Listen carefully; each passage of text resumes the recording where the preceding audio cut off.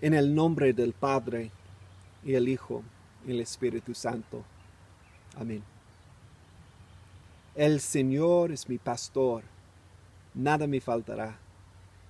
The Lord is my shepherd, I shall not be in want. What does it mean to want for nothing? ¿Qué significa faltar nada? What does it mean to want for nothing in an age of growing economic disparity, when half the nation's population owns just 2% of the nation's wealth, when the top 10% owns 70% of the wealth? What does it mean to want for nothing?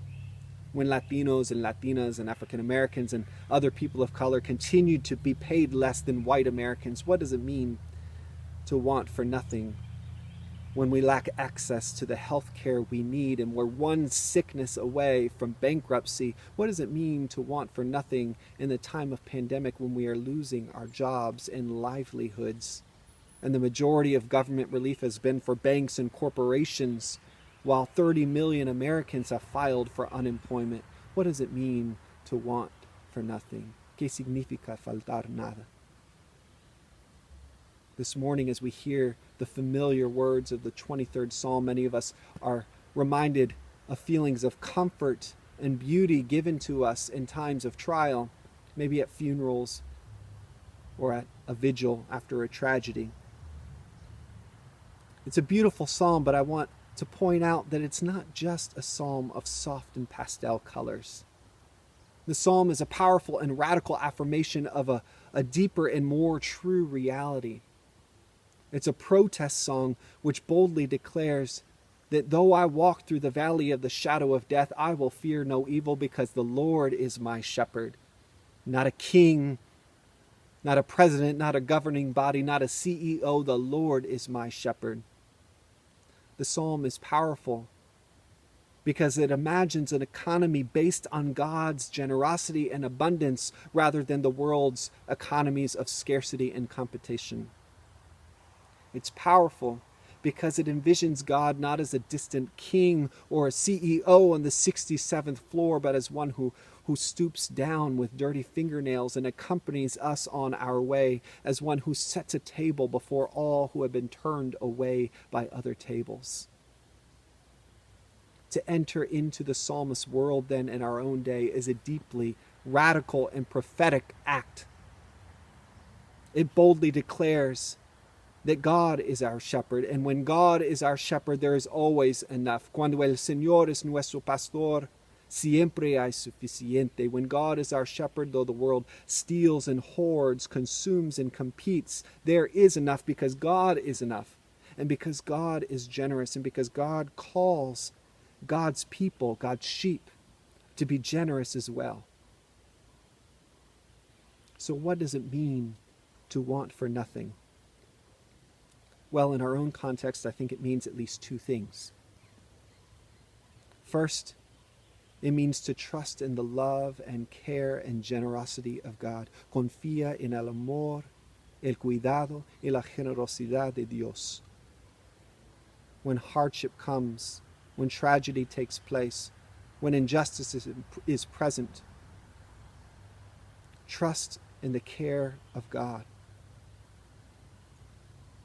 As God cares for the birds of the air who neither sow nor reap, God will care for you. Do not believe it when the world defines you based on your economic net worth or by what you produce, but remember the words that God has said. You are my child and I love you. Tú eres mi hijo, mi hija, y te quiero. Second, as people carrying the presence of God, our shepherd, into the world, to want for nothing means to live into the generosity of God for others in our own lives.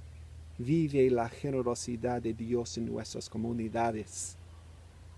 It means to give whatever we have, whether that be money or food or conversation or prayer or mowing someone's lawn. Give to everyone just as God has given to us. It means stop seeing other people as individuals in economic competition, but as siblings, as friends, as children of God. As we see in our passage from Acts this morning, where the early church gave up everything to care for one another, we too are called to embody and live into solidarity. To want for nothing and to embody God's generosity means to participate and join movements for justice like the Poor People's Campaign that work for more equitable and compassionate society. I've posted a link to them in the comments below, and I encourage you to post links to other movements as well. When we trust in the generosity of God, and when we live God's generosity for others, we are making a bold claim that God is our shepherd. And when God is our shepherd, there is always enough. Cuando el Señor es nuestro pastor, siempre hay suficiente. I've had the wonderful privilege to get to be with you, Santa Fe, over the last year.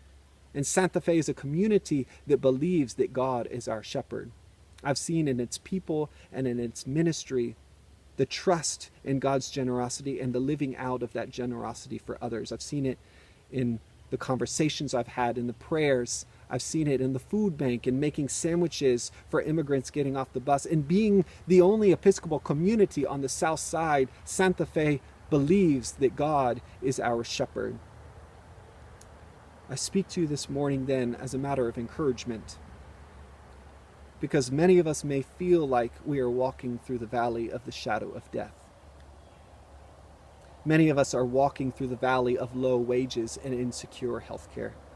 Many of us or around us are walking through the valley of unemployment with little relief. Many of us are walking through the valley of uncertainty about from where provision will come. How will we pay our bills? And so I want us to remember that when God is our shepherd, there is always enough. Cuando el Señor es nuestro pastor, siempre hay suficiente. When God is our shepherd, we imagine, we envision, we embody a deeper and more true reality where there is abundance in place of scarcity, generosity in the place of greed, offering in the place of consumerism, loving community in the place of individualistic competition.